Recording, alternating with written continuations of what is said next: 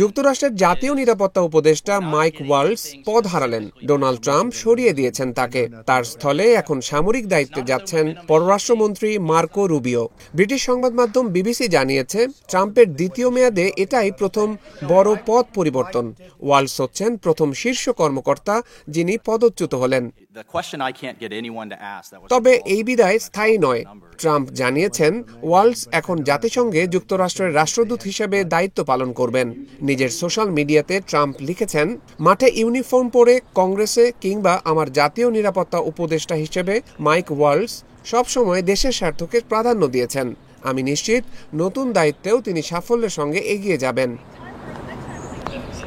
কিন্তু সব প্রশংসার আড়ালেও ছিল বিতর্ক। ওয়ালসের বিরুদ্ধে অভিযোগ ওঠে, সরকারি গোপন কার্যক্রম নিয়ে অনিরাপদ প্ল্যাটফর্মে যোগাযোগ করেছিলেন তিনি। ইয়েমেনের সামরিক হামলার বিষয়ে আলোচনা করতে গিয়ে একটি মেসেজিং গ্রুপ তৈরি করেন তিনি, যেখানে অসাবধানতাবশত যুক্ত হন এক সাংবাদিক। এপ্রিল মাসে ওয়ালস নিজেই এই ঘটনার দায় স্বীকার করেছেন। এই ঘটনার মাধ্যমে স্পষ্ট হয়ে ওঠে, জাতীয় নিরাপত্তার মতো স্পর্শকাতর বিষয়ে প্রশাসনের আভ্যন্তরীণ শৃঙ্খলা এখন আরও বেশি গুরুত্ব পাচ্ছে।